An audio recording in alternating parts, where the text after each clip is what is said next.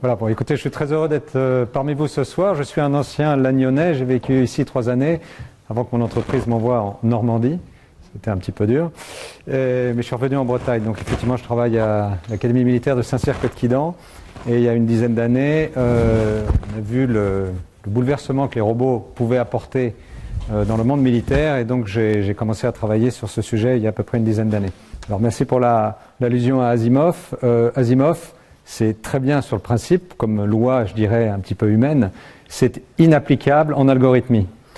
Si vous avez codé et fait de l'algorithmie, ce sont des lois qui se contredisent très facilement, d'autant plus dans le monde militaire, mais aussi dans le monde civil. Dès que vous touchez à des questions de sécurité, c'est très très difficile. Donc c'est parfait pour avoir une humanité lorsque vous décidez quelque chose pour un juge, mais pour un ingénieur, codeur, informaticien, c'est le cauchemar. Je vais commencer par un tout petit élément de contexte. Vous avez parlé d'Asimov, moi je vais parler de Nikola Tesla, qui a été un visionnaire du cerveau interconnecté du futur, il y a un siècle. Ça s'appelle Internet aujourd'hui.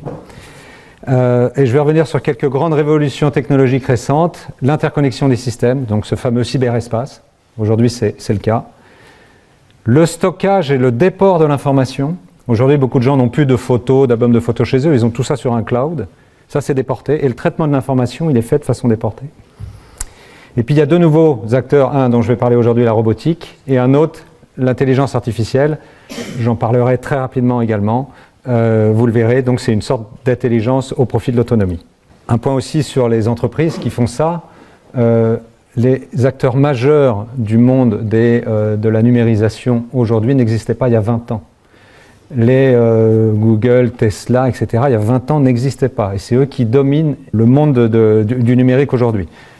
La robotique s'inscrira dans ce cadre-là. Les grands acteurs de la robotique de demain, ça se trouve, sont en train de se créer aujourd'hui. Et tout ça au milieu d'une intense compétition internationale et avec le fait que l'innovation est accessible partout. Ce qui est un challenge, ou un défi, pardon, pour tout ce qui est entreprise ou gouvernement qui veulent planifier ce genre de choses. Alors, la robotique. La robotique, je vais commencer par vous parler de la robotique civile. Avec cette première citation de l'ancien député Bruno Bonnell, que vous connaissez peut-être, hein, député dans la vallée du Rhône, qui dit « Après l'outil qui prolongea sa main, puis la machine qui décupla ses forces, l'homme projette désormais son intelligence dans les objets, dans les machines. C'est le robot, et il a inventé le terme robolution, robot-révolution. » Moi, je tente une petite analogie. Hein. Le robot est à l'action ce que, justement, Internet est à la communication. Je m'explique. Internet, c'est l'accès déporté à l'information. Et le robot, eh ben, c'est le déport de l'action, c'est le déport de cette action. L'homme va pouvoir déporter son action plus loin. Et lui déléguer, évidemment, des tâches. Alors, je commence par le terme robota. Ce n'est pas Asimov qui l'a inventé. C'est un écrivain tchèque qui s'appelle Karel Čapek, dans une pièce de théâtre en 1920, et c'est la première fois que ce terme apparaît, hein, donc c'est une pièce de science-fiction, où on voit un certain nombre de machines qui sont, qui deviennent en fait des robots. Et donc le mot robot, étymologiquement, vient d'un mot plutôt slave qui a plusieurs significations. En bulgare, robu, c'est l'esclave. En russe, rabota, c'est le travail. Et en tchèque, roboto, c'est le travail forcé. Donc c'est un mélange de tout ça. C'est un mélange de ces trois notions. Ça a été dit, les robots, dans le monde civil, on en parle depuis un certain temps, effectivement, dans les cuisines, mais dans l'industrie. Voilà. C'est le fait d'effectuer ou de décharger une tâche de manière autonome à des machines. Ce robot, eh bien, il peut être mobile ou statique. On le considère généralement plutôt comme mobile. Il peut être aussi anthropoïde, il peut avoir une forme humaine, comme on le voit ici. Et là, je fais une petite aparté, c'est le monde asiatique qui est très intéressé par les robots qui ont une forme anthropoïde. C'est un petit peu dans leur culture, dans le schistoïsme, on met une parcelle d'âme, si vous voulez, ou d'identité dans les objets. C'est pour ça qu'ils aiment tant les petits objets, etc. Et dans le robot, ils mettent une parcelle un petit peu de leur empathie. Beaucoup plus que nous, dans notre société judéo-chrétienne, on met pas d'âme dans les machines. Ça explique un petit peu pourquoi le monde asiatique est très porté sur les robots de forme humanoïde. Comment les classifier? Il n'y a pas de classification universelle, mais je vais quand même vous lister ces cinq types. En fait, un robot, c'est très issu du monde militaire, mais ça se développe dans les milieux physiques qui sont la Terre, l'air, la mer, la surface sous la mer, et évidemment le spatial. Et à chaque fois, c'est qualifié comme des systèmes qui sont unmanned, c'est-à-dire sans homme, et ce sont des véhicules voilà, qui se déplacent sans homme. Donc ça, c'est une classification qu'on retrouve assez souvent dans le monde militaire. Alors, je vais essayer de caractériser un petit peu les robots. Les robots, on peut se dire que c'est le déport de nos 5 sens. Je m'explique. La vue, c'est quelque chose que nous avons avec un champ limité. Si je mets une caméra sur un robot et je l'envoie plus loin, derrière la forêt, derrière la colline, je vais voir plus loin. Je vais déporter ma vue. Donc je déporte mon sens. Pareil pour le nez. Si je mets un capteur par exemple chimique, qui va regarder si une zone est polluée ou pas, je la mets sur un robot, je l'envoie plus loin, je vais déporter mon nez. Ma bouche ou mes oreilles, c'est le déport de tout ce qui est communication, parler, entendre. Et le toucher, le bras, c'est ce qu'on appelle une possibilité de faire un effet sur son environnement, par exemple un bras télécommandé, je le mets sur un robot et je le déporte plus loin pour qu'il fasse une action. Donc ça, c'est une façon assez simple de représenter le robot. Il a aussi un autre avantage, le robot, c'est qu'il permet d'accroître votre zone d'action. Si vous êtes, par exemple, dans une entreprise et vous avez des moyens à votre disposition pour faire quelque chose, sans robot, vous êtes limité sur une surface, qui est par exemple cette salle, mais avec des robots, vous allez pouvoir déporter votre travail plus loin. Donc étendre la zone d'action dans laquelle vous pouvez opérer avec des robots. Alors ça, dans le monde militaire, c'est très important parce qu'on a peu de ressources militaires et le fait de robotiser des unités va permettre de pouvoir faire des actions plus loin, aller surveiller plus loin, notamment. C'est aller voir derrière ce qu'il y a à la colline, etc. Ce que sans robot, on ne pourrait pas faire. Quels sont les avantages de la robotique? Eh bien, d'abord, préserver le capital humain du danger. Alors là, c'est une photo, je ne sais pas si vous la voyez bien, c'est un robot avec un bouclier. Donc c'est un exercice qu'on a fait à Kouetkidan. Donc c'est des élèves officiers qui progressent dans un environnement évidemment dangereux, c'est le combat urbain, derrière un robot avec un bouclier. Donc le robot est devant et c'est lui qui prend le danger. Autre exemple, tout ce qui est tâches répétitives. Là aussi, on préserve le capital humain en demandant à des machines de faire des rondes, par exemple. Donc là, le petit robot que vous voyez de la société Econobots, c'est un robot qui est rondier dans les hangars pour faire de la surveillance de nuit et qui émet des alertes si un intrus arrive. Autre chose, c'est progresser dans les environnements pollués. On a tous en tête Fukushima, ce sont des robots qui sont rentrés dans l'espace pollué pour essayer de faire un certain nombre de choses. Ils prennent les radiations et pas l'homme. Donc on déporte le danger sur le robot. Le robot permet aussi de se décharger des tâches coûteuses en potentiel humain à des machines. Déplacer des charges lourdes, les robots logistiques, je vais vous montrer quelques petits exemples. Et là, vous avez par exemple une plateforme robotique, vous mettez votre palette dessus, elle se déplace toute seule. Je vous montrerai des exemples. Et puis l'effet nombre. Si je veux, sur une zone donnée, faire un effet dense, plus j'ai de robots, plus je pourrais faire cette action sur un espace. Ici, vous avez par exemple plein de robots vedettes qui sont sur la mer. Ça peut être un contrôle de zone. En Israël, ils ont la crainte de vedettes terroristes bourrées d'explosifs qui font sur la plage. Donc ils ont mis des robots comme ça qui patrouillent le long des côtes et qui peuvent intervenir tout de suite si une vedette terroriste fonce sur les plages. Deuxième type d'avantage, leur performance. Les robots sont quelque part, sur certains points, plus performants que l'homme. D'abord, ils sont plus réactifs. Une machine réagit en quelques millisecondes. Un être humain, il lui faut quelques secondes pour réagir. Et ça fait énormément de différence face à un danger. Les robots sont plus précis sur certaines tâches. La précision, une machine est capable de se poser au sol, d'étudier le vent, direction du vent ou autre, et de bien mesurer son effet au millimètre près. Nous, on est plus grossier. On est moins précis que la machine. Donc plus réactive et plus précise. En plus, sous réserve qu'elle ait une autonomie énergétique, la machine, le robot peut travailler en permanence, H24. Et ça, c'est quand même une grosse différence. Alors, potentiellement en discrétion, ça c'est plus pour le monde militaire. Et puis, on peut imaginer des robots qui ont différentes fonctions et qui collaborent entre eux. Et ça, c'est l'avenir. C'est vraiment l'avenir, c'est plusieurs robots qui assument plusieurs fonctions de façon collaborative. Et puis l'autonomie, je vais vous développer un petit peu ce que c'est que l'autonomie. L'autonomie, ça permet de décharger l'opérateur de pilotage. Aujourd'hui, pour chaque robot, presque, robot de loisir, vous avez quelqu'un derrière la console. Donc c'est bien d'avoir un petit robot, c'est sympa, mais il faut être derrière la console. Dès qu'on rentre dans le monde industriel, avoir une personne derrière un robot, c'est pas terrible. Donc on a besoin d'une certaine forme d'autonomie et je vais y revenir.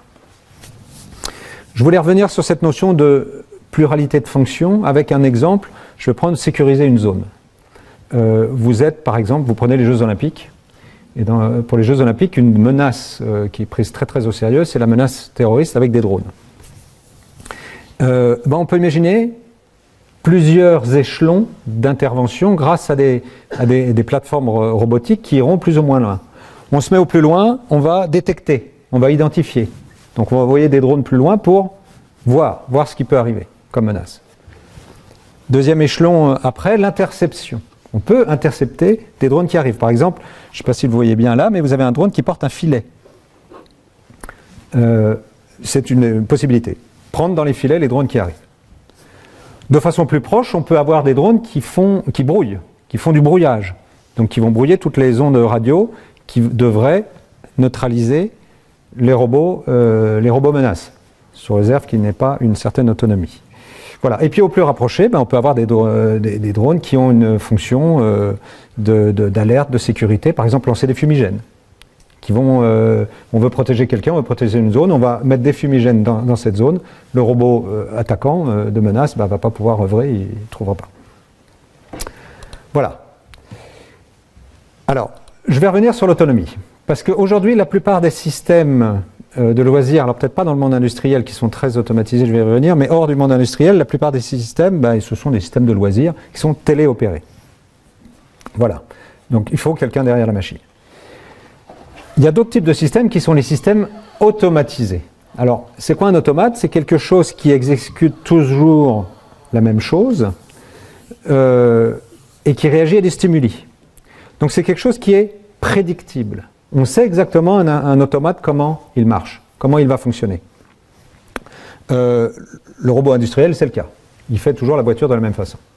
Mais il y a une autre étape en fait, qui va se développer, c'est l'autonomie. Alors, il y a un continuum entre automatisme et autonomie. Mais d'une façon générale, l'autonomie, c'est la possibilité de s'adapter à un environnement changeant. Alors, c'est quoi? C'est une machine qui va percevoir son environnement, qui va analyser et quelque part décider et faire une action. Prenez ces deux images. C'est un déplacement, le mouvement, dans des environnements qui sont un peu complexes. Vous êtes dans un champ et puis il y a une barrière. Une barrière, je m'arrête devant la barrière, je passe en dessous, je passe au-dessus. Ça, c'est une analyse sur l'instant qu'un automatisme ne peut pas faire, parce que c'est trop spécifique au lieu. Et l'ingénieur qui code ça ne peut pas connaître toutes les configurations possibles. Donc la machine aura une certaine autonomie pour détecter l'obstacle et analyser la meilleure façon de le contourner. Donc le Graal, évidemment, c'est de retirer le pilote, et c'est que le robot puisse de façon autonome assurer la gestion de ces obstacles. Donc ça c'est pour le déplacement, ça s'applique à beaucoup d'autres choses. Ça c'est vraiment la recherche aujourd'hui. Alors je prends l'exemple du robot tondeuse. Le robot tondeuse, bien, si vous avez un robot tondeuse, il peut être téléopéré, c'est-à-dire vous êtes tout le temps derrière votre tondeuse, aucun intérêt entre nous. Deuxième type, automatique, vous le mettez dans un coin et il va tondre toujours de la même façon. Il va commencer en bas à gauche, il va toujours faire des lignes comme ça, il va terminer en haut à droite. Bon, ça c'est de l'automatisme. Un robot autonome, ça serait un robot où vous l'amenez dans un endroit qu'il ne connaît pas, vous le posez, il commence à tondre. Et s'il y a quelque chose, un imprévu, par exemple un arbre qui tombe, ou un obstacle, eh ben, il va contourner l'obstacle et il va continuer à tondre. Ça c'est de l'autonomie. Et ça, c'est très important parce que dans les systèmes de demain, l'autonomie va être de plus en plus prépondérante. C'est un robot serpent. Donc c'est un serpent, c'est un robot qui se déplace comme un serpent et qui lève sa tête, mais sa caméra, c'est son œil, c'est pour observer. Donc voilà, ça c'est de la zoomorphie. Autre type de zoomorphie, c'est le robot chien. Là, vous avez deux exemples. Alors, à droite, là, c'est un robot que vous connaissez peut-être, qui s'appelle le Spot, de Boston Dynamics, qu'on a eu la chance de faire venir à Saint-Cyr pour le tester avec des élèves officiers, pour faire de la reconnaissance en combat urbain. Donc, c'est-à-dire, on envoie le robot pour observer ce qu'il y a derrière la porte. Et derrière la porte, en combat urbain, c'est extrêmement dangereux. On ne sait pas ce qu'il y a de l'autre côté.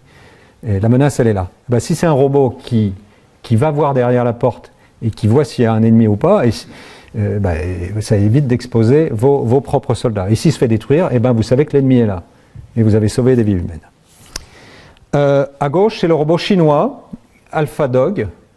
Et là, je vais vous donner un petit truc qui va vous faire sursauter. Le prix du Spot de Boston Dynamics, c'est 80 000 €. Le prix de ce petit robot chinois, c'est 2 500 €. Vous avez vu l'écart? Alors, vous savez qu'en Chine, on copie beaucoup. Je ne dirai plus rien. Pardon? À fonctionnalité équivalente, en fait. Semble-t-il. Alors, ici, vous allez voir ce que peut faire ce petit robot Spot. Ça, c'est très impressionnant. Vous êtes dans dans un laboratoire, et puis c'est un petit robot qui arrive devant la porte. Alors, on va parler de tête. Il lève sa tête, il voit la porte, il appelle son camarade, qui est un petit peu plus grand et plus musclé, parce qu'il a une tête-main, un cou, ce que vous voulez, un bras, qui va ouvrir la porte. Il ouvre la porte. Regardez bien la position des pattes. Il met la patte pour tenir la porte, il met le cou ou le bras. Vous voyez, on utilise des mots humains pour ouvrir la porte. La galanterie laisse passer celle qui le précédait, et il repart en fermant la porte, c'est parfait. Bon. Ça, c'est un miracle au niveau technologique. La société Boston Dynamics est absolument extraordinaire d'inventivité, notamment en robotique. Alors là, un autre exemple ici. Malheureusement, je voudrais vous montrer un petit peu plus loin, mais j'y arrive pas, alors je vais vous le dire. Un petit peu plus loin, on voit ce même robot qui soulève des caisses et qui les range. Donc il fait de la logistique. Et là, il y a un homme qui arrive et qui tape sur la caisse, donc il lui enlève des mains et la pousse plus loin. Alors vous voyez le robot qui se redéplace et qui va reprendre sa caisse, qui la soulève. Et là, l'homme retape sur la caisse, qui retombe et la met plus loin. Et le robot va la rechercher. Et là, il y a des gens sur Internet qui se sont plaints que c'était inhumain comme traitement. Mais vous riez, mais c'est quand même assez symptomatique de l'empathie qu'on peut mettre sur ces objets. Pourquoi? Ben voilà, c'est là. Parce qu'ils ont une forme... c'est ça, voilà, c'est ça. Parce qu'ils ont une forme humaine. Ça serait une grosse araignée avec des pattes, on n'aurait probablement pas le même... vous voyez, il fait ça, vous voyez, il a fait ça, et ben des gens se sont plaints. Bon. Alors là, vous allez le voir, il va faire un saut périlleux, c'est quand même assez extraordinaire au niveau technologique. En termes d'équilibre, c'est formidable. Alors ici, c'est une forme alors semi-humanoïde. Alors vous allez voir, au niveau équilibre, c'est absolument extraordinaire parce que c'est un robot qui allie poids du corps, entre guillemets, position des bras, position des jambes, et vous voyez qu'il peut faire des choses, il peut faire vraiment des choses superbes. Alors, quel type de secteurs industriels peuvent être concernés? La robotique agricole, tout ce qui est dépollution de zone, la logistique, le transport, je vais vous donner quelques exemples, l'aéronautique, le spatial, la construction, les robots qui construisent, des robots pour l'énergie, tout ce qui est sécurité, ou militaire, ou défense, des robots chirurgicaux, je vous montrerai un exemple, les robots prothèses, voilà, c'est tout ce qui est médical également, le loisir, ou dans votre maison, et puis l'assistance aux personnes dépendantes. Je vais vous montrer quelques petits exemples. Ici, vous avez un robot agricole. Vous voyez que Unman, je vous parlais de Unman, donc UGV, Unmanned Ground Vehicle, et là vous avez un véhicule qui est en fait un tracteur. Qu'est-ce que fait l'agriculteur ici? En fait, il n'est pas sur le terrain, il gère des machines qui vont faire les choses. Et comme s'il a plusieurs machines, il va pouvoir déporter son action plus loin, avoir des champs plus grands, etc. Autre exemple ici, vous avez des robots qui enlèvent les mauvaises herbes. Weed, c'est la mauvaise herbe en anglais. Alors moi j'ai des cousins agriculteurs, ils me disent mais ça c'est génial, c'est génial. Nous il nous faudrait ça dans nos champs. C'est un robot qui passe et qui avec un petit coup de laser, vous voyez, toc, va brûler les mauvaises herbes. Autre type de drone, les drones qui font de l'inspection pour aller dans les endroits difficiles d'accès ou inhospitaliers. Et ben, vous avez des drones qui vont aller voir au-dessus des éoliennes ou des pylônes. Vous avez le cas du nucléaire, aller voir les centrales nucléaires. Et puis, vous vérifiez les coques des bateaux, les plateformes pétrolières, etc. Donc, c'est des robots qui vont aller dans des milieux qui sont difficiles pour l'homme, voire hostiles pour l'homme, et qui vont pouvoir effectuer leurs tâches. Alors ça, c'est un exemple de robot logistique. Donc, vous voyez que c'est ça, c'est la voix d'un de mes collègues. Donc là, on va parler de véhicules automatiques. Hein. Automated Guided Vehicle. Donc là, c'est voilà, des palettes. C'est un robot qui déplace les palettes. Ça, c'est fait par une société qui s'appelle BA System, qui est près de Rennes, à Mordel, et qui est assez spécialiste, bien avancé dans ce domaine. Aussi dans les entreprises.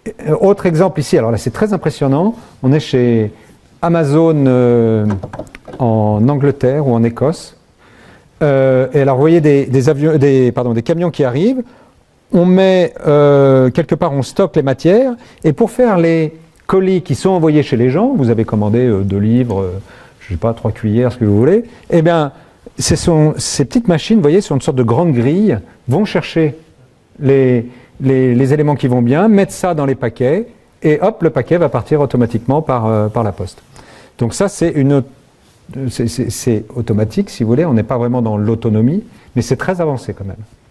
Alors, autre exemple, le robot chirurgical. Alors, la personne qui est ici, c'est un de mes amis. Il est chirurgien et il opère avec des robots au CHU de Rennes. Il a un des rares robots en France, enfin, il y en a de plus en plus. En fait, ce sont des bras téléopérés, et lui, il opère des cancers, notamment de la cage thoracique, notamment le thymus, si vous connaissez. Donc c'est derrière le sternum. J'ai un frère qui a eu ça, donc on lui a ouvert la cage thoracique, on a ouvert, c'est compliqué.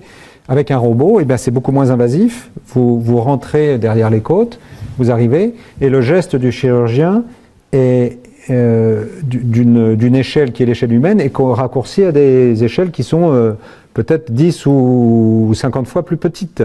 Et donc il peut faire des micro-opérations comme ça grâce au robot. Les robots éducatifs, pour les personnes qui souffrent de troubles de la mémoire, des mignons petits robots comme ça, vous voyez, je parlais d'empathie. C'est mignon, on n'a qu'une envie, c'est de l'embrasser, ce petit robot. Ben, c'est un petit robot. Et voilà, et ça aide les personnes à garder un contact intellectuel, etc. Et puis pour les enfants, vous avez des petits robots éducatifs. Les Asiatiques aiment beaucoup ça, pour faire apprendre par exemple les langues aux enfants. Voilà, les petits Thaïlandais, les petits Chinois, les petits Japonais, ils aiment beaucoup ça. Robotique spatiale. Alors, il faut savoir que la planète Mars, selon sa position dans l'espace et celle de la Terre, sa distance varie entre 50 millions de kilomètres et 450 millions de kilomètres. C'est quand même pas anodin. Et donc, pour transmettre là, il faut des délais qui varient entre 4 minutes, les 2 planètes sont les plus proches, à 25 minutes. Bon, vous ne pouvez pas le téléopérer. Aujourd'hui, ils sont plus ou moins téléopérés d'ailleurs, parce que c'est des technologies qui ont 20 ans qui sont dans ces robots, hein, le temps de les développer, de les envoyer, etc. Aujourd'hui, on développe des robots spatiaux qui vont avoir une certaine forme d'autonomie, qui vont détecter par eux-mêmes les obstacles, qui vont les passer au-dessus, etc. Des robots relais télécom. Alors, il y avait Facebook qui avait lancé une grande aile, que vous avez en haut à droite, qui s'appelle Aguila. Ils ont abandonné le projet, mais c'est quoi? C'est un robot qui amène des antennes, si vous voulez, au-dessus des zones à couvrir. Alors, il y a un projet qui a été repris par Airbus, là, qui s'appelle le projet Zephyr, dont vous avez peut-être entendu parler. Là aussi, l'idée, c'est de couvrir une zone. Et c'est un drone assez exceptionnel. Alors, il fait parler de lui parce que malheureusement, il a craché. Il était sur le point de battre un record de durée en vol, de 64 jours quand même, en pleine autonomie. Mais il a quand même battu un record, hein, c'est l'altitude, hein, 76 000 pieds. Et puis ça ça va augmenter. Leur objectif, c'est 100 jours d'autonomie. Donc ça veut dire que c'est des systèmes qui peuvent rester à terme des années presque. Il y aura la maintenance, on les fera descendre, on les nettoiera et on les fera repartir, mais vous voyez, voilà. Alors je parlerai des essaims de drones. Il y a une société en France qui s'appelle Dronisos qui fait des essaims de loisirs. Alors vous voyez, ça c'est une de leurs créations. Et voilà ce que ça fait également, regardez. Alors ça c'est une autre société, enfin ça s'est fait, vous voyez, ça c'était les Jeux Olympiques à Tokyo. Et on arrive à faire des choses extraordinaires. Et depuis, c'est encore mieux. Elle est presque vieille, voilà. Alors là, robot information. La personne que vous voyez là, c'est un robot. Et qu'est-ce qu'il parle? On n'entend pas son son, il parle en anglais. Et à côté, vous avez un présentateur chinois qui, lui, fait les news. Et son chinois est transcrit en anglais et présenté par cet homme robot. C'est assez bluffant, hein. Un enfant ne voit pas forcément la nuance. Pas dernier type, mais un type de robot particulier, c'est l'exosquelette. Alors on dit que c'est un robot, alors il y a débat, mais c'est porté par l'homme. En fait, c'est une machine qui soutient les mouvements. Alors ça, moi je l'ai testé à Saint-Cyr, vous allez regarder ici. Donc ça, c'est un élève officier qui passe un obstacle qui est assez compliqué, hein.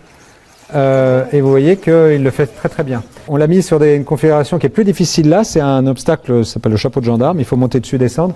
Et alors comme c'est une machine qui accompagne vos mouvements, c'est une machine qui détecte le mouvement que vous allez faire. Et bien monter ou descendre un truc comme ça, c'est très compliqué pour la machine. C'est un exosquelette dit actif, c'est-à-dire il anticipe votre mouvement et il accompagne ce mouvement pour réduire la charge physique, quoi. Dans les transports, dans les transports, le futur est robotique. Vous voyez, vous avez des cargos, transport. Les camions. Alors je suis désolé, mais je crois que l'avenir de la logistique en camion, c'est pas l'être humain. Ça sera ces machines. L'être humain, il y a des législations, il peut conduire, je ne sais pas, 8 à 10 ou 12 heures, je ne sais pas trop, avec une pause tous les 2 heures, etc. C'est la législation. Parce que l'homme, on se fatigue, on a besoin d'aller aux toilettes, on a besoin de manger, etc. Mais la machine, non. Donc vous aurez des robots qui vont arpenter nos routes d'ici 10-20 ans, qui seront autonomes. C'est l'avenir. En plus, ils réagissent plus vite. Je vous ai dit que les robots réagissaient plus vite que l'être humain. Il y a des cas de figure où il y a des tests qui ont été faits. En fait, les voitures ou les camions vont freiner beaucoup plus vite que l'être humain. Nous, il nous faut quelques secondes avant de réaliser que, oh là là, qu'est-ce qui se passe? Et puis, si vous n'êtes pas en train de faire autre chose, d'ailleurs, avec votre smartphone. En off, ça peut m'arriver. Eh bien, la machine, non. Et donc, elle réagira beaucoup plus vite.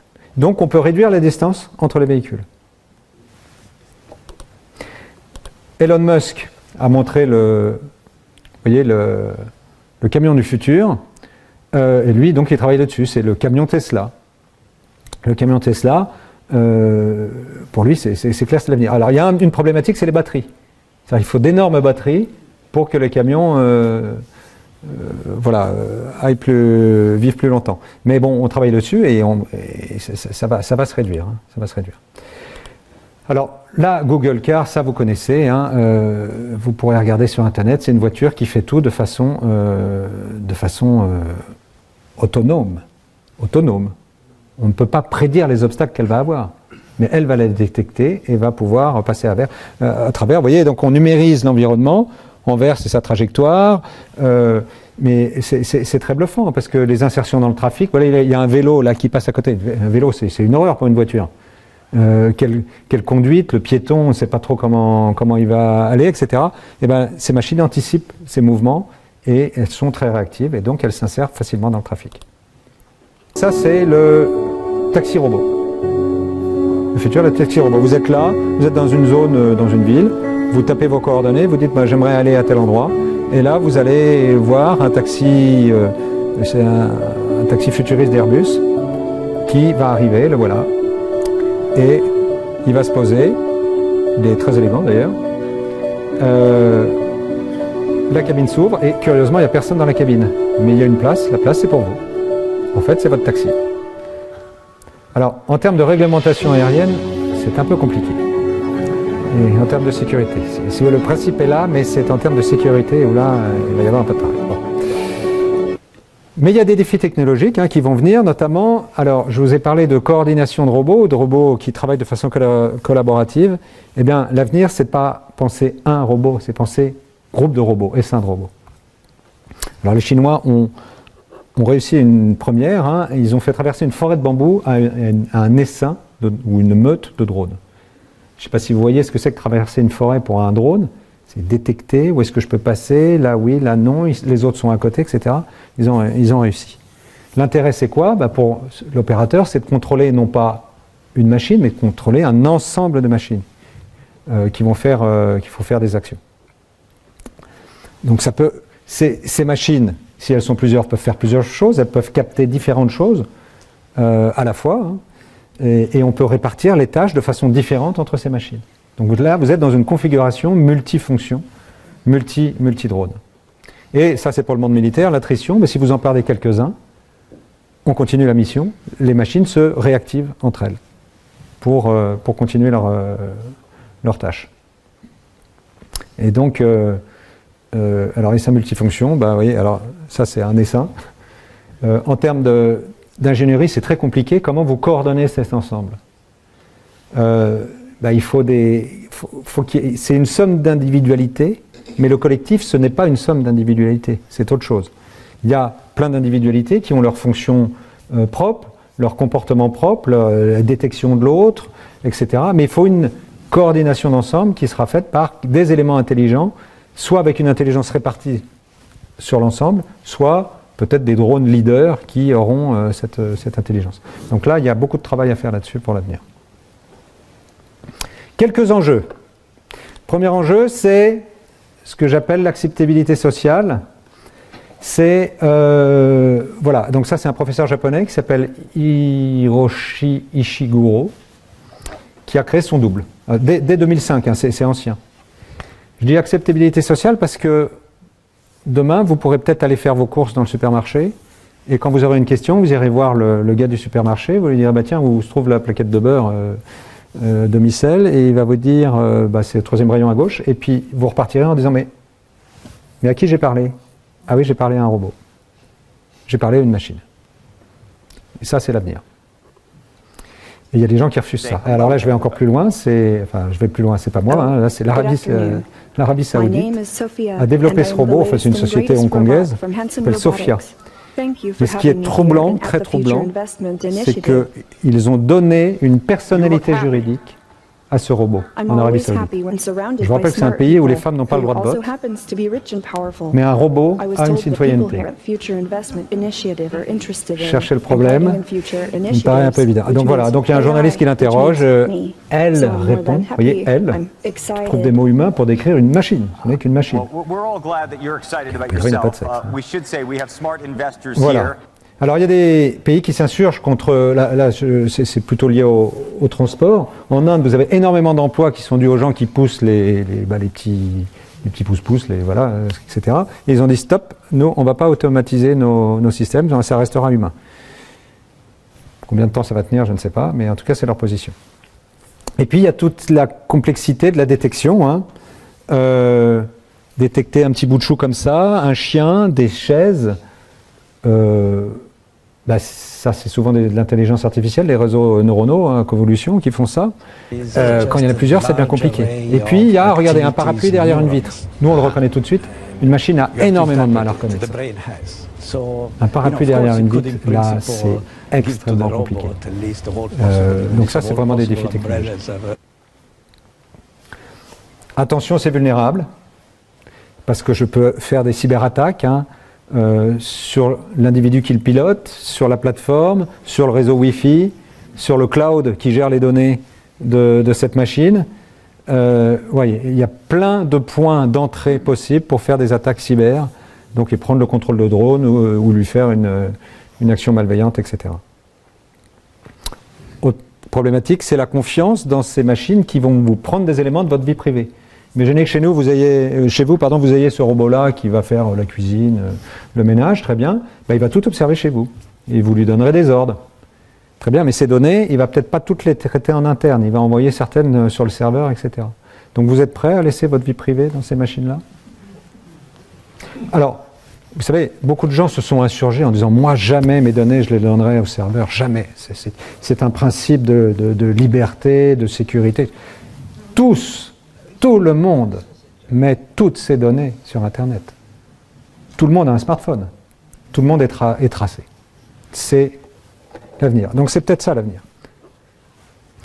Peut-être ça, je ne sais pas. Enfin, en tout cas, c'est une possibilité. Et puis, dernier point, non. J'ai plein de choses à vous dire, mais il faut que j'accélère. La hausse de la malveillance avec les drones. On commence à avoir des trafics de drogue avec des drones maintenant. On commence à avoir des menaces, par exemple celle-ci que vous avez peut-être vue. Ça, c'est un drone qui a survolé la chancelière Angela Merkel il y a quelques années, récemment. On ne savait pas d'où il venait. Bon, c'était un petit farceur, c'était pas méchant. Mais un terroriste qui met du Semtex dessus, c'est très facile et c'est très difficilement parable. Conclusion intermédiaire pour ce qui est du monde civil. Il y a un immense business. Là, vous ne le voyez pas, mais les prévisions sont énormes. Ça va se développer. Ça va se développer. Fort attrait industriel. Ça va réduire le nombre de personnel. Attention à l'acceptation sociale. Ça, les gens peuvent être réticents à ça. Au risque de sécurité. Impact sur le travail. Ah oui, si on n'a plus de camionneurs demain, on n'a que des gens qui... il n'y a plus de camionneurs, on perd beaucoup d'emplois. Bon, ceci étant, ça va créer des emplois. Tout ce qui est maintenance, suivi, contrôle, ça va créer des emplois, mais peut-être pas à hauteur de ceux qu'on va perdre. Mais je ne vois pas la société à empêcher ça. L'Inde peut peut-être s'y opposer, mais je pense que ça va être difficile. Et puis attention, ça reste cher. Ça reste cher, c'est des technologies quand même un peu de pointe, il faut les démocratiser. Et puis il y a, vous savez, cette courbe de hype que vous connaissez peut-être, qui est on peut idéaliser les robots, c'est formidable, ça fait plein de choses, c'est génial. Et puis il y a un moment où vous l'achetez, vous le mettez chez vous, et puis finalement il n'est pas très malin, finalement il ne fait pas exactement ce que vous voulez, finalement vous vous lassez. Enfin bon, il y a cette période-là où il y aura les gens seront peut-être un peu mitigés vis-à-vis de ces robots. Alors maintenant je voudrais vous parler un petit peu de robotique militaire dans le quart d'heure qui me reste. Je vous donne déjà une définition. C'est quoi un robot militaire? Alors ça c'est une définition que j'ai faite avec d'autres. Hein. C'est une plateforme mobile. Mobile, c'est quelque chose qui bouge. Plateforme. Qui intègre des capteurs, j'analyse mon environnement, et des effecteurs. Je vais agir sur l'environnement. Le fumigène par exemple. Il évolue dans un environnement qui est inconnu ou déstructuré. C'est le propre du monde militaire. On n'a pas des routes avec une ligne blanche, un feu rouge partout. Dans le monde militaire. Non, vous allez en plein champ, dans les forêts, pour le combat. Donc, c'est beaucoup plus compliqué. Et puis, ce que j'ai mis en vert, c'est lié à l'autonomie. C'est le fait que la machine puisse interpréter son environnement, le comprendre et prendre des décisions dans cet environnement. Ça, c'est pour les militaires. Sachant que c'est un outil, c'est pas une finalité, c'est un outil mis à la disposition du chef militaire et ce qu'on appelle un pion tactique, c'est-à-dire qu'il va pouvoir le gérer comme des unités. Déport du danger. Je vous ai parlé de déport du danger. Eh bien, un robot, ça souffre pas. Ça pleure pas. Ça n'a pas une famille. Et puis, s'il n'a pas de médaille, il va s'en remettre. Hein. Donc, c'est quand même extrêmement important. C'est le fait que le champ de bataille du futur va, à mon sens, être de plus en plus robotisé. Mais quelque part, c'est tant mieux. Parce que ce n'est pas des hommes qui vont s'affronter, c'est des hommes par machine interposée. Ça change le combat de plusieurs façons. Quelques exemples. Ici, vous avez un soldat français en Afghanistan, et puis si vous voyez en haut, là, il y a une tache sur la route. Qu'est-ce que c'est? On ne sait pas. Ils ont peur que ce soit des explosifs improvisés. Eh bien, ils envoient le robot, et le robot, effectivement, détecte qu'il y a 20 kg d'explosifs qui auraient pu faire exploser le blindé français qui était en progression. En plus, il y avait une embuscade à côté, donc les gars leur ont tiré dessus. Grâce à ce robot, il y a eu zéro blessé, 0 mort au sein de la force française. Ça, c'est des policiers, les policiers du RAID. Moi, j'ai rencontré un chef opérationnel du RAID qui m'expliquait que lui, il envoie des robots. Quand il était jeune, il avait 20 et quelques années, il a fait une opération, un jour, un forcené qui était armé dans un appartement. Ils ont voulu rentrer par la fenêtre, ils n'ont pas réussi. Ça a donné l'alarme au forcené. Ils ont ouvert la porte et le forcené a tiré. Et ce chef opérationnel, on comprend qu'il a perdu certains de ses camarades. Et il a eu des blessés graves. Lui a survécu. Et on comprend que c'est lui qui a dézingué le forcené. Et il dit, maintenant, moi, sa devise, hein, c'était « Quand j'ai peur, j'envoie un robot ». Et il raconte plein de cas, je pourrais vous raconter après si ça vous intéresse, d'opérations qui sont faites avec des robots et qui sauvent des vies, notamment celles des policiers surtout. Et même celles du quartier, parce qu'il y a un cas de figure où c'était comme ça, il y a un forcené qui avait 17 bouteilles de gaz dans son sous-sol et il menaçait de faire péter sa maison. Le problème, c'est sa maison, mais c'est aussi tout le quartier. Et donc les gars du raid, ils n'avaient qu'une trouille, c'est qu'il active son machin. Ils ont mis un robot, ils ont réussi à faire rentrer un robot dans sa maison, et le robot a dit, le gars est en haut, les bonbonnes sont en bas. Ok, on a juste le temps d'intervenir, et leur premier élément d'intervention, c'était de se mettre au milieu. Voilà, donc ils risquaient la vie des hommes, mais au moins, ils ne pouvaient pas activer ces bonbonnes. Du coup, ça a sauvé le quartier. Oui. Donc c'est un exemple, grâce au robot. J'ai parlé de drones qui se mettent au-dessus de zones d'opération. Ben, on va pouvoir mettre des ballons dirigeables solaires qui vont prendre de l'énergie comme ça, rester longtemps pour pouvoir faire une couverture radio et visuelle au-dessus d'une zone où il n'y a pas d'infrastructure.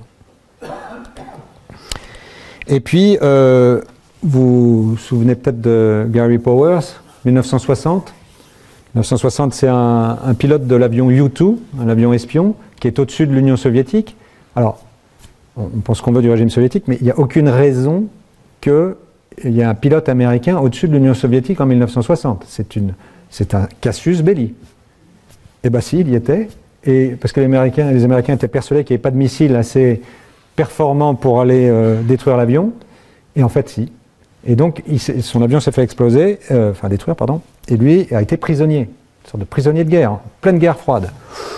Bon, aujourd'hui, on ne ferait pas ça. Aujourd'hui, on va envoyer des drones pour faire de l'observation. Parce que si le drone se fait détruire, il n'y a pas d'homme à bord. Ça réduit la conflictualité. Puis on peut toujours dire qu'il y a eu un bug logiciel qui fait qu'il s'est trompé. On y croit, on n'y croit pas, mais c'est ce qu'on dira. Les robots, comme vous déportez votre action, vous déportez ce que vous voyez, donc votre caméra, donc vous voyez plus vite. Si vous voyez plus vite avec un robot sur le champ de bataille, ben vous allez analyser plus vite, décider plus vite, et donc vous allez agir plus vite. Donc ça réduit le temps de réaction. Exemple typique au Mali, quand vous avez un 4x4 bourré de djihadistes avec des armes, le drapeau de Daesh, etc., qui foncent dans le désert, il y a quelques années, il fallait monter toute une opération pour les neutraliser, et ça prenait des heures. Et pendant ce temps-là, eux, ils arrivaient dans le village, ils se mettaient dans la population, on ne pouvait plus rien faire. Ben aujourd'hui, avec des drones armés, on peut réagir. On peut réagir plus vite. Et on réagit plus vite, alors je précise qu'il y a toujours dans la boucle de décision un chef, un militaire, et il y a ce qu'on appelle un legal advisor, c'est-à-dire un officier formé au droit international humanitaire. C'est le droit du conflit armé, qui doit respecter qu'il n'y ait pas de population, que la frappe est proportionnelle à la menace, grosso modo qu'on ne fait pas n'importe quoi. Donc ça, dans les armées françaises, il y a toujours un officier en charge de ça, et qui dit oui ou non. Donc c'est le pouvoir de la loi qui conseille, plus que conseille d'ailleurs le chef militaire. Il y a quand même une première dans l'histoire, ça a été à l'Attaquié, donc on est en 2015, ça fait quand même 7 ans, en Syrie, où il y avait une position tenue par l'État islamique, dans une montagne, très difficile d'accès, très dangereux de réduire la position, c'est le terme consacré, c'est-à-dire de neutraliser ses ennemis. Et bien les Russes, à l'époque, développaient déjà la robotique, et ils envoyaient un premier écran robotisé. Donc une ligne avec 4 robots comme ça, c'est gros comme une Twingo, hein, et 6 comme celui que vous avez à droite, qui s'appelle le Platform M. Eh bien, l'histoire dit qu'ils ont eu des pertes parmi les robots, mais qu'ils ont réussi à neutraliser la position de l'État islamique. Donc perte matérielle, mais pas perte humaine. C'est, à mon sens, peut-être le premier cas historique, si vous voulez, de phase de combat offensive avec des blindés sans hommes. Et ça va se développer de plus en plus. Pour les Arméniens, ça a été un effet psychologique majeur parce qu'ils ne pouvaient pas se déployer sans se faire repérer. Ça, c'est un camion qui a été suivi pendant plusieurs kilomètres par un drone qui voyait exactement où il allait. Et c'est un camion qui prenait des soldats pour aller au front. Donc le drone a attendu que le camion soit plein avant de le détruire. Et le choc psychologique pour les Arméniens, ça a été terrible parce qu'ils savaient qu'ils étaient observés. Quand ils entendaient un drone, parce que certains font du bruit quand même, ils ne savaient pas si le drone les observait ou le drone allait leur tirer dessus. Donc ils étaient tête baissée. Quand vous êtes tête baissée à la guerre, bah, vous subissez. Et ça a été doublé du fait que les Azéris, comme vous êtes sur les drones, vous pouvez mettre des caméras, ils filmaient tout ce qui se passait et ils envoyaient ça sur les réseaux sociaux. Dans les villages azéris, on voyait les images des drones détruire les Arméniens. Les Arméniens ont vu ça et ça a participé à leur baisse de morale. Et ils ont demandé un cessez-le-feu. En Ukraine c'est pareil. J'ai quelques images. Alors, intéressant, les Ukrainiens, enfin le président ou le ministre de la Défense, je ne sais plus, a demandé aux civils qui avaient des petits drones de s'associer dans une brigade dont le nom est Aerorozvidka, je ne suis pas très doué en ukrainien.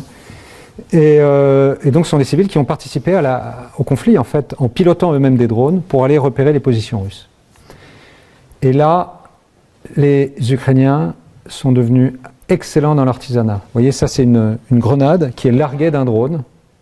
Donc c'est une grenade qui est dégoupillée et qui est lancée comme ça. Mais c'est de l'artisanat. Regardez ici, regardez comment ils le mettent. Donc ça c'est une grenade. Elle est quelque part active. Si elle tombe par terre, les deux gars là sont très blessés, voire morts. Donc c'est très dangereux ce qu'ils font. Mais c'est la guerre. Donc ils le font, ils mettent ça de façon artisanale sur le drone. Et puis, vous voyez que au bout d'un moment, il va partir ce drone. Il va partir dans quelques secondes. Voilà, c'est mis. C'est hyper dangereux ça. Mais c'est la réalité du terrain. Vous voyez, il lâche la main. Et hop, c'est parti.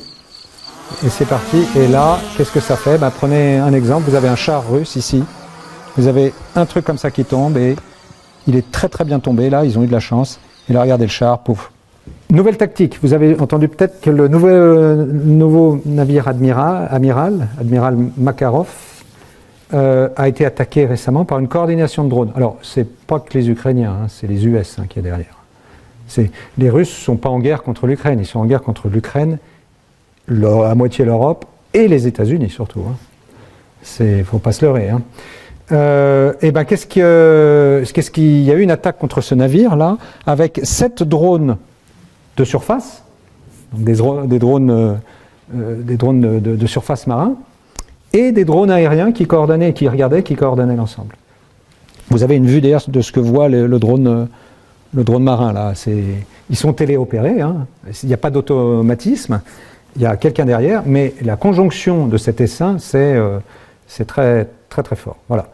Et les Russes, les pauvres, pour eux, ils subissent. Les Ukrainiens ne disent pas la même chose, mais j'essaye de respecter tout ennemi. Et pour se protéger, ils mettent des sortes de trucs faits maison, vous voyez, mais ça ne marche pas toujours. Et voilà. Et vous avez peut-être vu ces vidéos très célèbres, surtout celle en haut à droite. C'est le Reg Baitar, c'est devenu... Ils ont mis l'hymne national avec un certain nombre de ces vidéos-là, les Ukrainiens, à la gloire évidemment de ces drones qui participent aux destructions des forces russes. Vous regarderez, et voilà les ravages que ça fait en haut à droite, c'est assez impressionnant. Je vais revenir un petit peu sur l'autonomie pour les militaires. C'est une erreur de dire un robot est autonome ou l'est pas. C'est pas si simple que ça. Un robot, c'est un ensemble de fonctions. Je résume très facilement. Il y a une fonction, c'est le déplacement. Il y a une fonction, c'est la gestion de l'énergie. Il y a une fonction, c'est la gestion des caméras ou des effecteurs. Vous voyez, c'est plusieurs fonctions. Et on peut être très autonome sur une fonction, par exemple le déplacement, et être absolument pas autonome pour la gestion de l'énergie. En fait, on ne peut pas dire que quelque chose est autonome ou pas, c'est un ensemble. Donc, il y a des fonctions qui vont être de plus en plus automatisées, mais ce qui est sûr, c'est que si vous voulez que votre robot militaire fasse une mission, il faut qu'il ait plusieurs formes d'autonomie intégrées. Donc, celle que je vous ai dit, par exemple, pour faire une mission opérationnelle du style, je vais patrouiller autour d'une zone, voir si un ennemi arrive. Eh bien, il me faut pour ça que je sois autonome dans le déplacement, autonome dans ma gestion de l'énergie, autonome dans la gestion de mes alertes. Je détecte une forme, qu'est-ce que c'est? Attention, c'est un sanglier, c'est pas grave, ou voilà, c'est un ennemi, je le dis.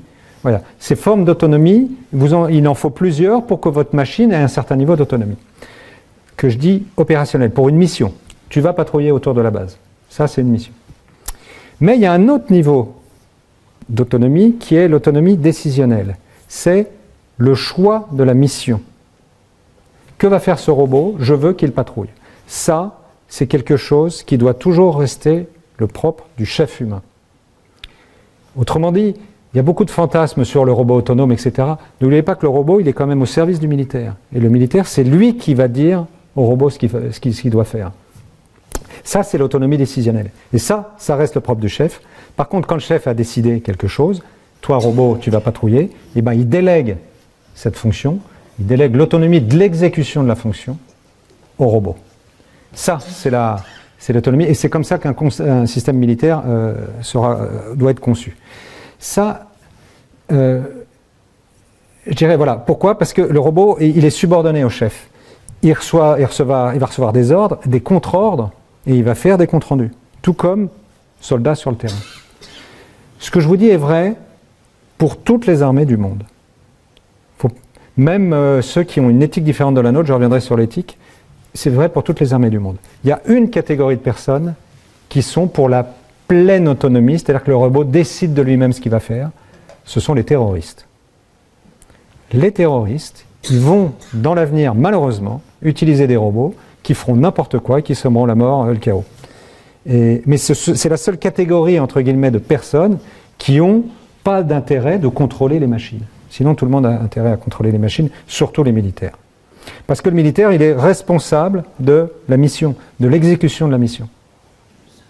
Ce n'est pas exonératoire pour lui. Il ne peut pas dire, oui, mais le robot, il a fait ce qu'il voulait, moi, c'est pas ce que je voulais. Non, non, non, non. C'est ta machine. Tu assures la bonne exécution de ta machine. Alors justement, donc parlons un peu d'armement, le sujet est un petit peu délicat. Bon, c'est parti, maintenant les drones sont armés. En France, jusqu'en 2017, c'était interdit de parler de drones armés. Moi, je travaillais sur les drones, et j'avais... les militaires me disaient, on n'a pas le droit de parler de drones armés. Et en fait, ce n'est pas les militaires qui disaient ça, c'était les politiques. Le gouvernement précédent, donc du précédent président de la République, pour des raisons idéologiques, refusait d'associer le mot armement avec le mot drone. Le nouveau président de la République, avec sa ministre de la Défense, ici, Florence Parly, enfin l'ancienne, pardon, a dit, bon, on arrête, on va armer les drones. Mais on va garder toujours l'homme dans la boucle. Et c'est sain. Et c'est sain. L'homme dans la boucle, c'est le chef militaire. Donc il y a eu des premières frappes au Mali, en 2019, avec des drones français. Et alors moi, je pousse le raisonnement plus loin, en disant, oui, mais peut-être qu'il faut une certaine forme d'autonomie dans la décision de tir. Alors là, c'est Gérard de Beauvoissel qui parle, et ce n'est pas du tout les armées. Mais poussons le raisonnement, et si vous voulez, j'ai participé à des discussions avec le comité d'éthique de la défense sur ces questions-là, et j'ai exprimé le propos, et vous allez, j'espère, le comprendre. Oui, mais il y a des cas où, si vous voulez, l'homme n'est pas en mesure de répondre à des menaces. Lorsque la menace est dite saturante, quand vous avez plusieurs missiles qui vous foncent dessus, et vous avez une machine, vous n'allez pas à chaque fois dire, oui, lui, le troisième... Non, non, ça ne sera pas possible. Vous allez dire à la machine, je te délègue la décision de sélectionner les cibles et de les neutraliser le plus vite possible. Comment? Eh bien, borné dans le temps et l'espace. Toi, machine, je te délègue la tâche de détruire les missiles qui arrivent dans les 10 minutes qui viennent sur tel espace aérien. Parce que moi, chef militaire, je sais que la menace vient de là et je prends la responsabilité d'appliquer mes feux là. Ça sera possible dans les milieux, si vous voulez, homogènes où il n'y a pas d'humain. C'est-à-dire le monde aérien, oui. Le monde sous-marin, oui. Le monde terrestre, c'est beaucoup plus compliqué. Parce qu'il peut y avoir des populations, peut-être civiles. Donc là, Achtung, attention. Mais ça sera possible, je pense, de déléguer une certaine forme d'autonomie à ces machines sous contrôle humain. C'est-à-dire que le chef va dire à la machine, ok, tu traites les missiles qui arrivent, mais à tout moment, je peux me reprendre la main en disant stop, tu arrêtes. Ça, c'est l'essence même de la gestion de l'autonomie dans le monde militaire.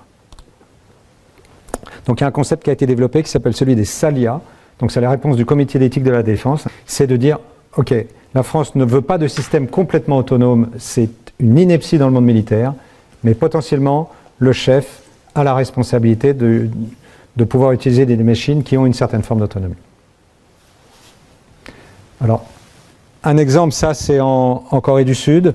La Corée du Sud, c'est la frontière entre le sud et le nord de la Corée. Donc c'est un robot qui patrouille et qui détecte les ennemis et qui fait des sommations. Alors, la Corée du Sud a très peur de l'invasion de la Corée du Nord. Hein. Il y a eu des millions de morts dans la guerre de Corée. Donc c'est un robot qui détecte, qui donne des sommations, et voilà. Et c'est un officier qui donne l'ordre de tir, pour l'instant. J'ai quand même bientôt fini. En termes de prix, il y a une réduction des prix. Alors j'ai fait un petit calcul, vous voyez, aujourd'hui à coût constant, s'il n'y avait jamais eu d'inflation depuis 1945, un Rafale coûte 115 Spitfire. Je ne sais pas si vous imaginez la différence. Et un F-35, c'est 2 Rafales. Bon, et bien les robots, c'est beaucoup moins cher. Réduction des écarts. Donc on aura peut-être la possibilité d'avoir plus de robots, évidemment, que d'avions de chasse. Donc ça préfigure un petit peu la forme des avions de demain, qui seront plus forcément des avions tels qu'on l'a, où tout est intégré, mais on aura peut-être cette notion de flottille, c'est-à-dire on va éclater l'avion en plusieurs sous-avions qui auront des fonctionnalités différentes et des fonctionnalités de détection, de neutralisation, de leurre, ce que vous voulez. Et voilà voilà peut-être l'avenir qui sera, on va penser non plus des systèmes intégrés, mais des systèmes éclatés. Je vais passer sur l'intelligence artificielle. Est-ce qu'une machine est éthique? Alors en fait, c'est une mauvaise question. Une machine n'est pas éthique. Une machine, c'est une machine. C'est ce qu'on met dedans qu'il est plus ou moins. Est-ce qu'une machine peut interpréter des situations? Oui, elle peut s'adapter, effectivement, mais en fonction du codage qu'on lui a fait. Est-ce qu'elle peut auto-évaluer les conséquences de son action? Non, ça c'est plutôt humain. Hein. Est-ce qu'elle peut assumer le risque de sa décision? Non, pas du tout. C'est l'humain. Donc, est-ce que c'est un agent moral? Ben non, c'est pas possible. Mais il faut savoir que moi j'ai échangé avec un homme qui s'appelle Maître Ben Soussan à Paris, qui lui milite pour que les robots aient une personnalité juridique. Un peu comme vous l'avez vu en Arabie Saoudite. Et pour moi c'est un non-sens. C'est un non-sens. Il n'y a pas... Une machine n'a pas de conscience. Une machine n'a pas de conscience. Il y a des gens qui vous disent que si à terme ils auront des consciences. Non, une machine, ce sont des algorithmes. Et ça n'a pas de transcendance dans la décision. Ça n'a pas de force morale. Et ça n'a pas de conscience de ses actes. Donc attention, ne nous trompons pas de jugement. Et puis seul l'homme peut prendre du recul sur les choses. Et avoir donc un raisonnement éthique. Vous connaissez peut-être cette image, ça c'est la dernière avant ma conclusion, je ne sais pas si vous connaissez, c'est comment un ingénieur peut coder ça. Alors ça c'est le monde civil, vous avez une voiture qui avance, et puis devant vous avez un enfant qui passe avec un ballon. Bon, alors je vais à gauche, il y a un groupe de personnes. Bon, je vais à droite, il y a un vélo. Je vais à l'extrême gauche, il y a une autre voiture qui arrive, je vais à l'extrême droite, je tombe dans la flotte. Qu'est-ce que vous faites? Qu'est-ce que vous codez? En fait, il n'y a pas de bon choix. Bon, alors, évidemment, vous allez freiner, mais ça suffira peut-être pas. Mais en fait, il n'y a pas de bon choix. Et alors, j'avais discuté avec un directeur de chez Renault qui s'appelle Jérôme Perrin, qui disait que peut-être on peut avoir une éthique universelle. C'est de trouver le cas de figure où on puisse trouver des éléments de réponse éthique un peu universels. Moi, je ne suis pas convaincu. Et je vais vous donner l'exemple suivant. Vous avez juste un cabinet, votre voiture arrive et vous avez soit vous écrasez un enfant, soit vous écrasez une personne âgée. Dans notre monde, à nous, on va probablement sauver l'enfant c'est notre réflexe, et malheureusement, on va écraser la personne âgée. Oui, mais en Afrique, ça sera l'inverse. Eh oui. En Afrique, c'est la personne âgée qui a la culture, qui a le savoir-faire, etc. Et s'il faut un choix, oui, ce sera plutôt la personne âgée. Donc, avoir une éthique universelle me semble peut-être un petit peu difficile. Voilà. Ma conclusion, c'est l'homme au centre. Bon, courant historique, c'est inéluctable. Hein. Les systèmes autonomes vont se développer et vont faire des tâches que l'homme faisait jusqu'à présent. On a parlé du terme robot, esclave, travail, etc. En fait, c'est l'esclave des temps futurs. Mais c'est un esclave qui n'est pas une personne. Donc, si vous voulez, c'est tous les avantages quelque part de l'esclave, sans les, entre guillemets, inconvénients, évidemment. Donc, ça va se développer. On va le développer, on va faire les tâches qu'on n'a pas envie de faire, on va les déléguer à ces machines. Première chose. Bon, deuxième chose, ça va changer l'art de faire la guerre, mais je pense que je vous ai montré un petit peu ça avec les images. Et dernière chose, c'est vraiment, à Saint-Cyr-Coquilin en tout cas, c'est notre message, c'est ne jamais enlever l'homme de la boucle. C'est vrai aussi pour le monde civil. Et j'ai quelques anecdotes là-dessus du monde civil. Si vous voulez, si on laisse la machine tout faire, eh ben, d'abord vous avez un monde déshumanisé, et puis vous n'avez pas l'empathie humaine qui permet à un juge de prendre des décisions avec recul, qu'une machine ne pourra jamais faire. Voilà. J'ai terminé et j'espère ne pas avoir été trop long. Je vous remercie.